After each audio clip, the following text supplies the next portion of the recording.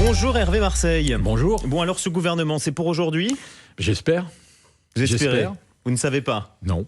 Bon, est-ce qu'il y aura un ministre UDI dans ce gouvernement? Normalement, il y a un ministre UDI, ça sera vraisemblablement une ministre UDI du Nord, Valérie Létard. Valérie Létard, à quel poste? Bah écoutez, quand la liste sortira, je vous le préciserai. Bon. On a pressent au logement, mais on va effectivement attendre la liste comme pour tous les autres. Vous ne partagez pas donc les craintes du MoDem sur un gouvernement trop droitier? Écoutez, il faut trouver une base parlementaire. Il n'y a pas de majorité. Donc la base parlementaire, c'est toutes celles et tous ceux, parmi les députés, qui ont fait l'élection d'Yaël Braun-Pivet. C'est-à-dire, en gros, les 220 députés qui ont fait l'élection de la présidente de l'Assemblée nationale. Ça, c'est la base parlementaire du gouvernement. Évidemment, si on peut l'élargir en fonction des votes... parce que 220, c'est déjà pas une majorité. Ça mais suppose d'aller en chercher ailleurs. C'est plus que le Front populaire. Parce que le Front populaire qui dit on a gagné, s'il avait gagné, M. Chassaigne, son candidat, aurait été élu président de l'Assemblée nationale. Il y a 220 à 225 potentiellement députés qui constituent la base parlementaire du gouvernement. Et c'est à partir de cette base qu'il faut trouver un équilibre entre l'ancienne majorité relative, c'est-à-dire MoDem, Ensemble pour la République, Horizon, et puis les Républicains, plus une partie du groupe Lyotte, c'est la base parlementaire. Il faut trouver un équilibre. Mais trouver une base commune, ça n'empêche pas manifestement d'avoir des états d'âme. C'est ça qui s'est passé. Ils se sont fait un peu prier hier, vos amis du MoDem.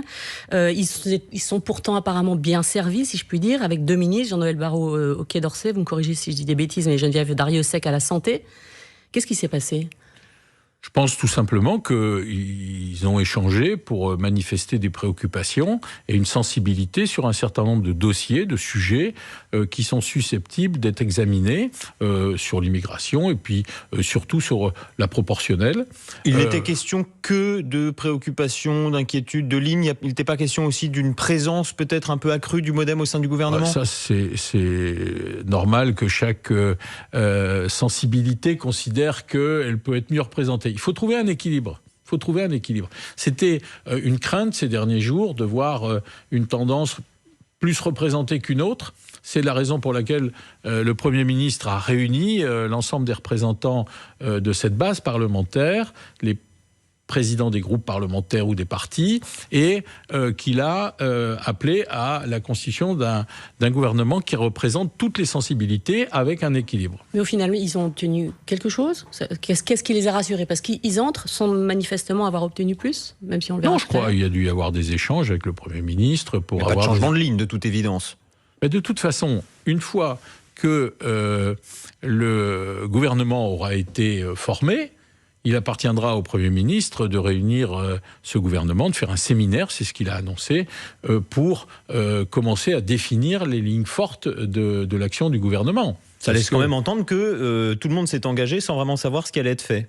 Chacun est arrivé avec ce qu'il est, avec ce qu'il a, mais il n'y a pas de ligne rouge. Personne, tout le monde a compris que maintenant il y avait une attente très forte chez les Français. Il fallait apporter des réponses rapides, et donc il y a un souci d'aller vers le compromis, d'aller vers une convergence des points de vue et de rechercher le plus d'accords possible. Vous dites qu'il y a une inquiétude sur l'immigration. Vous pensez à quoi? C'est quoi le problème? On sait que il y a un tas de sujets sur lesquels on peut facilement trouver des points de convergence. On sait, parce qu'il y a déjà eu des débats, qu'il y a des dossiers avec lesquels il faut être précautionneux et il faut poursuivre le dialogue parce que c'est pas naturel. Et ce ne sera pas le cas là, avec l'équipe qui se présente. Pour vous, clairement, c'est-à-dire la présence, par exemple, d'un Bruno Retailleau, c'est la certitude d'une ligne relativement dure, voire dure. Non, vous savez, je connais bien Bruno Retailleau, puisque... Ça ne vous a pas échappé, au Sénat, bien sûr. Ces dernières années, on a travaillé... Président du groupe LR au Sénat. Oui, bien sûr. On a travaillé presque quotidiennement ensemble. Il a des convictions. C'est un homme de conviction, mais c'est aussi un homme de compromis. On l'a vu sur le dossier des retraites, sur le dossier de... Donc vous imaginez Bruno Retailleau abandonner un certain nombre de ses convictions sur l'immigration, par exemple, pour trouver un compromis? Mais on trouvera des compromis. On l'a déjà fait. Sur l'immigration, on a voté un texte parce qu'il y a eu des compromis. notamment sur les travailleurs dans les secteurs tendus. Il avait des convictions, il a souhaité un certain nombre d'avancées, on a trouvé des compromis. Donc il a des convictions, mais c'est un homme de compromis. Quand vous voyez qu'une Laurence Garnier, par exemple, que vous devez connaître aussi, puisque sénatrice, a été proposée pour le poste de ministre de la Famille, elle a eu des prises de position sur le mariage pour tous, sur les thérapies de conversion assez controversées. Ça paraît pas forcément être une ligne très progressiste, vous voyez ? Oui, mais alors d'abord, moi je ne sais pas si elle sera au gouvernement et quel poste elle occupera. Mais de la même façon, je crois que Mme Garnier n'est pas Première ministre.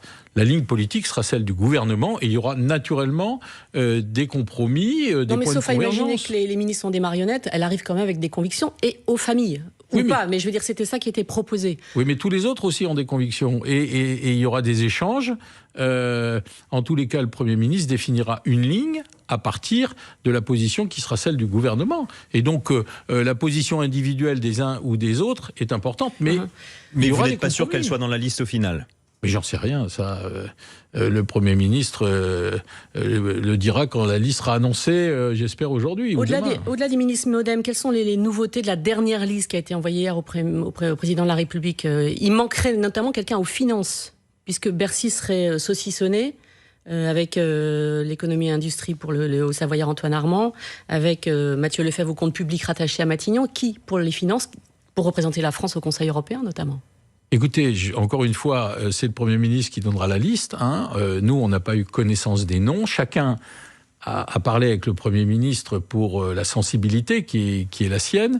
Et j'ignore qui sera au ministère des Finances ou au compte public. C'est un sujet évidemment éminemment important puisque c'est une priorité, le budget. On est très endetté, on doit répondre à Bruxelles. Mais surtout, il y a une volonté d'agir rapidement parce que je pense que les Français sont un peu exaspérés des palinodies concernant les postures, concernant le casting, les noms. C'est important.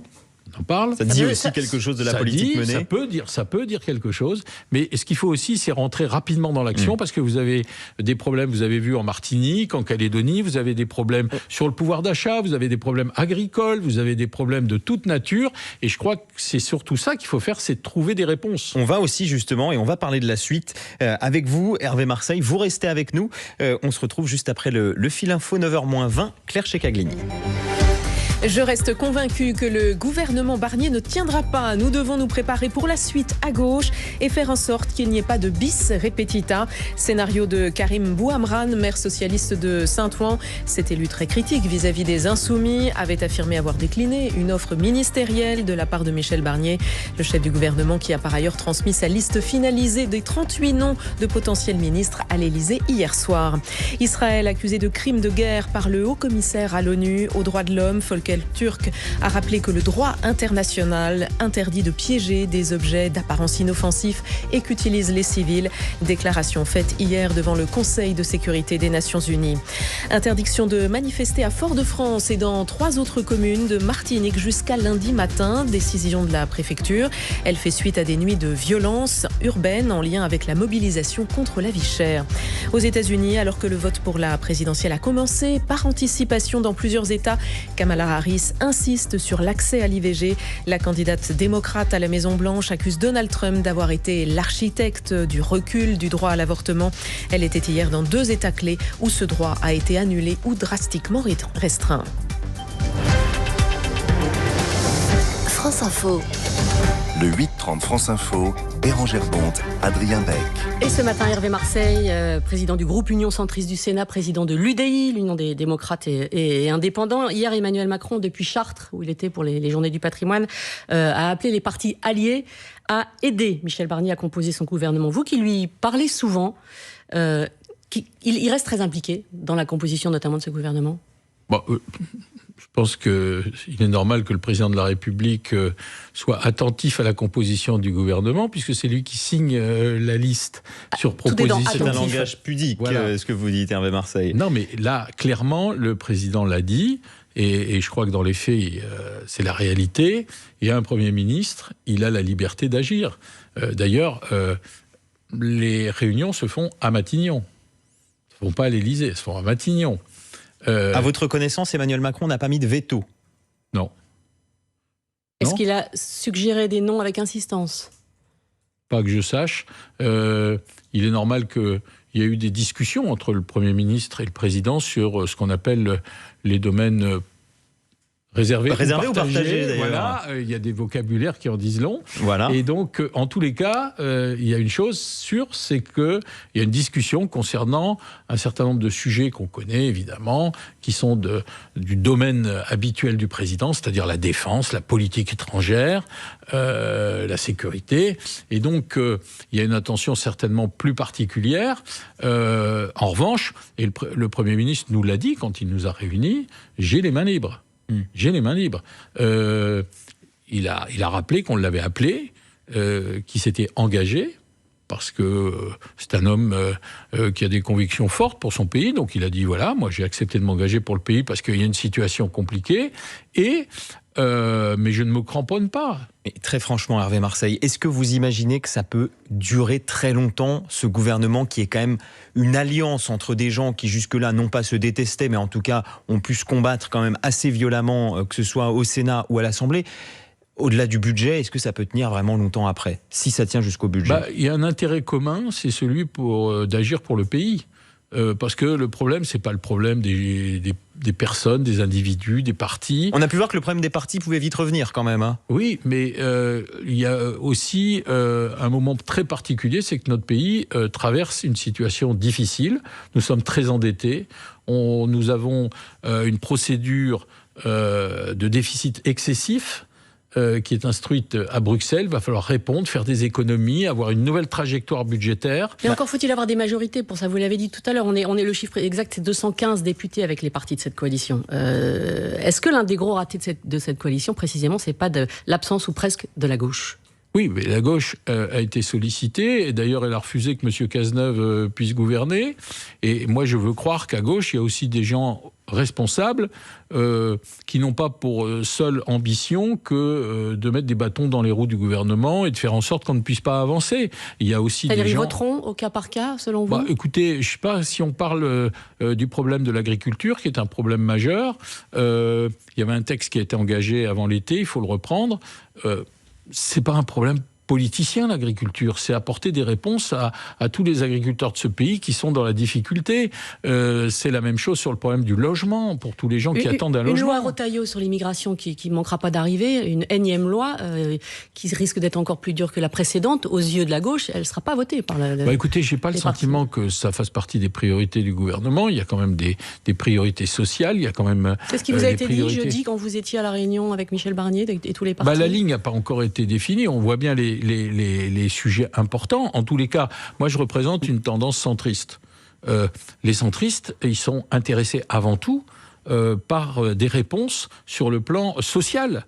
Mais pardon, pour être très précis, Hervé Marseille, parce qu'on a pu lire beaucoup de choses, de ce que vous comprenez, il n'y aura pas une nouvelle loi immigration reprenant notamment un certain nombre de points censurés par le Conseil constitutionnel lors de la précédente loi. Il y aura la suppression de l'AME, puisque c'est dans les... écoutez, l'AME, c'est de toute façon, c'est dans le budget social, c'est le PLFSS, qu'on appelle le projet de loi sur le financement de la sécurité sociale. Donc il y aura forcément des débats sur le sujet. On verra ce que ça donnera. Sur l'immigration, il est possible qu'il y ait une loi, je n'en sais rien, mais on sait très bien qu'il y a une demande forte d'autorité, il y a une demande forte sur le régalien, sur les problèmes migratoires, tout le monde en est convaincu. Est-ce qu'une loi interviendra? Ça sera au gouvernement de nous le dire, et quand. Mais en tous les cas, il y a d'abord des réponses à apporter sur le plan social, parce qu'il y a beaucoup de gens qui, dans ce pays, rencontrent des difficultés sur le pouvoir d'achat, sur le logement. Et donc, il faut pouvoir d'abord et vite apporter des réponses dans tous ces domaines. Est-ce que vous ne serez pas contraint, alors pas au Sénat, mais en tout cas à l'Assemblée nationale, de ne faire que alliance de fait avec le Rassemblement national, c'est-à-dire de compter sur les voix du RN pour faire passer des textes? Fatalement, c'est ce qui va se passer, il n'y a pas de majorité. Je veux dire, il y a 11 millions de Français qui ont voté pour des candidats du Rassemblement national, ou de ses alliés avec Éric Ciotti. Bon, et voilà, c'est comme ça. Il y a 143 députés. À tout moment, ils peuvent voter dans un sens ou dans un autre.